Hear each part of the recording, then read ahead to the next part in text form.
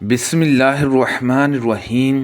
ہم خیبر کے قلعے کا محاصرہ کیے ہوئے تھے کہ ایک شخص نے ایک تھیلا پھینکا جس میں یہودیوں کے ذبح کی چربی تھی۔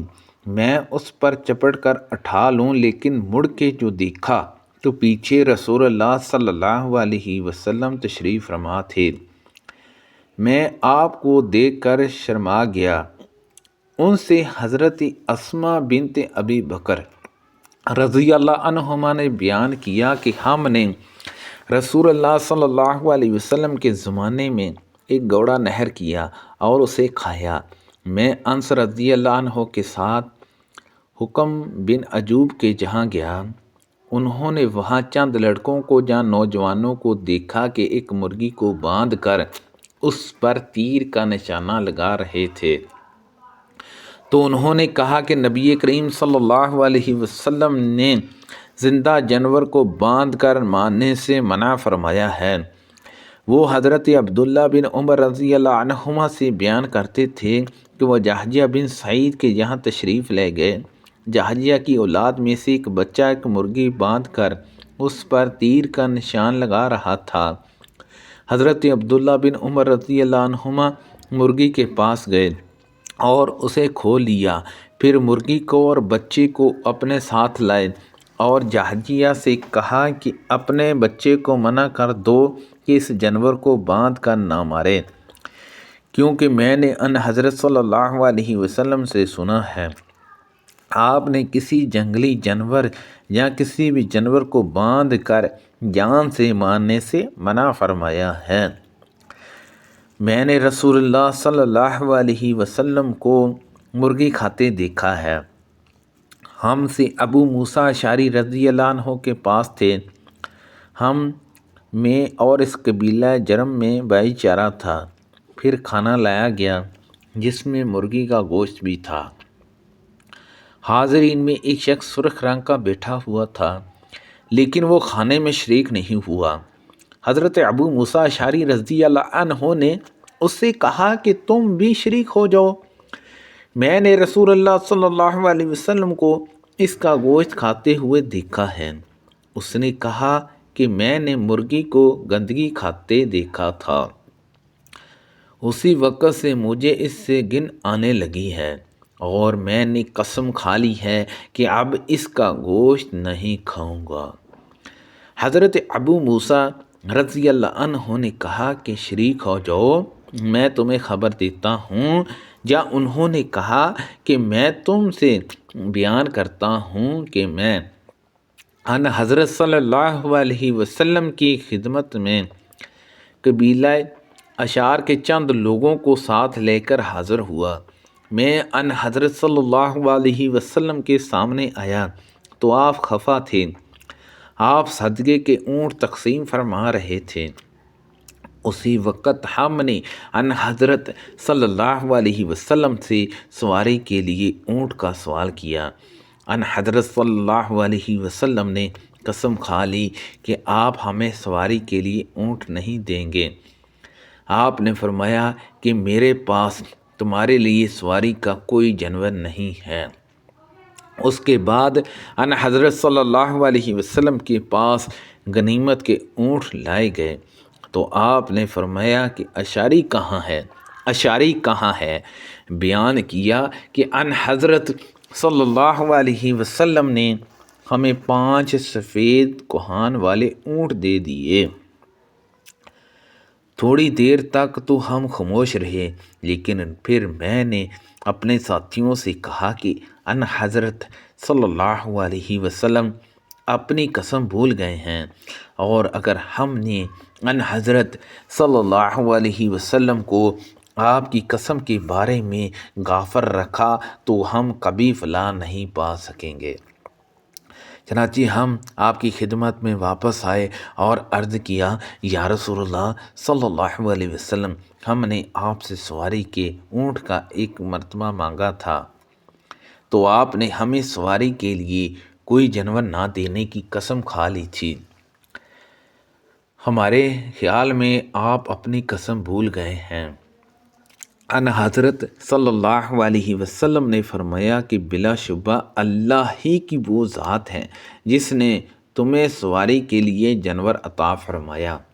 اللہ کی قسم اگر خدا نہ چاہتا تو کبھی ایسا نہیں ہو سکتا کہ میں کوئی قسم کھا لوں اور پھر بعد میں مجھ پر واضح ہو جائے کہ اس کے سوا دوسری چیز اس سے بہتر ہے، اور پھر وہی میں نہ کروں جو بہتر ہے۔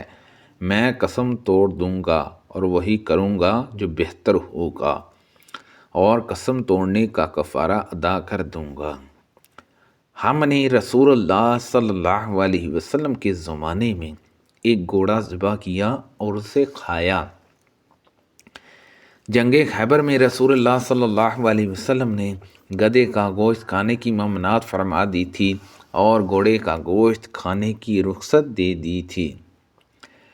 نبی کریم صلی اللہ علیہ وسلم نے جنگ خیبر کے موقع پر گدھوں کے گوشت کھانے سے منع فرما دیا تھا اور گھوڑوں کے لیے رخصت فرما دی تھی۔ رسول اللہ صلی اللہ علیہ وسلم ایک مری ہوئی بکری کے قریب سے گزرے تو آپ نے فرمایا کہ تم نے اس کے چمڑے سے فائدہ کیوں نہیں اٹھایا؟ لوگوں نے کہا کہ یہ تو مری ہوئی ہے۔ حضرت صلی اللہ علیہ وسلم نے فرمایا کہ صرف اس کا کھانا حرام کیا گیا ہے۔ رسول اللہ صلی اللہ علیہ وسلم نے فرمایا کہ جو زخمی بھی اللہ کے راستے میں زخمی ہو گیا ہو اسے قیامت کے دن اسی حالت میں اٹھایا جائے گا کہ اس کے زخم سے جو خون جاری ہوگا اس کا رنگ تو خون ہی جیسا ہوگا مگر اس میں مشک جیسی خوشبو ہوگی۔ نبی کریم صلی اللہ علیہ وسلم نے فرمایا، نیک اور برے دوست کی مثال مشک ساتھ رکھنے والے اور بٹی دھونکنے والے کی سی ہے۔ جس کے پاس مشک ہے اور تم اس کی محبت میں ہو، وہ اس میں سے یا تمہیں کچھ تحفے کے طور پر دے گا یا تم اس سے خرید سکو گے، یا کم از کم تم اس کی عمدہ خوشبو سے تو محفوظ ہو ہی سکو گے، اور بٹی دھونکنے والا یا تمہارے کپڑے بٹی کی آگ سے جلا دے گا یا تمہیں اس کے پاس سے ایک ناگوار بدبودار دھواں پہنچے گا۔ ایک چوہا گھی میں پڑ کر مر گیا تو نبی کریم صلی اللہ علیہ وسلم سے اس کا حکم پوچھا گیا۔ آپ نے فرمایا کہ چوہے کو اور اس کے چاروں طرف سے گھی کو پھینک دو اور باقی گھی کو کھاؤ۔ سفیان سے کہا کہ معمر اس حدیث کو ظاہری سے بیان کرتے ہیں کہ ان سے سعید بن مصعب اور ان سے حضرت ابو ہریرہ رضی اللہ عنہ نے بیان کیا۔ انہوں نے کہا کہ میں نے یہ حدیث ظاہری سے صرف عبید اللہ سے بیان کرتے سنی ہے کہ ان سے حضرت ابن عباس رضی اللہ عنہما نے، ان سے حضرت مومنہ رضی اللہ عنہا نے، اور ان سے نبی کریم صلی اللہ علیہ وسلم نے فرمایا، اور میں نے یہ حدیث ان سے بار بار سنی ہے۔ اگر کوئی جانور، چوہا یا کوئی اور جمی ہوئی یا غیر جمی ہوئی گھی یا تیل میں پڑ جائے تو اس کے متعلق کہا ہے کہ ہمیں یہ حدیث پہنچی ہے کہ رسول اللہ صلی اللہ علیہ وسلم نے چوہے کے متعلق جو گھی میں مر گیا تھا حکم دیا ہے کہ اسے اور اس کے چاروں طرف سے گھی نکال کر پھینک دیا جائے اور پھر باقی گھی کھایا گیا۔ ہمیں یہ حدیث عبید اللہ بن عبداللہ کی سند سے پہنچی ہے۔ سبحان اللہ عز و جل۔ اللہ پاک سے دعا ہے کہ اللہ پاک ان حدیثوں پر عمل کرنے کی توفیق عطا فرمائے۔ پڑھنے میں غلطی کوتاہی ہو گئی ہو تو اللہ پاک معاف فرمائے۔ صدقہ جاریہ سے زیادہ لوگوں تک شیئر کیجئے۔ آمین بجاہ النبی الامین صلی اللہ علیہ وسلم۔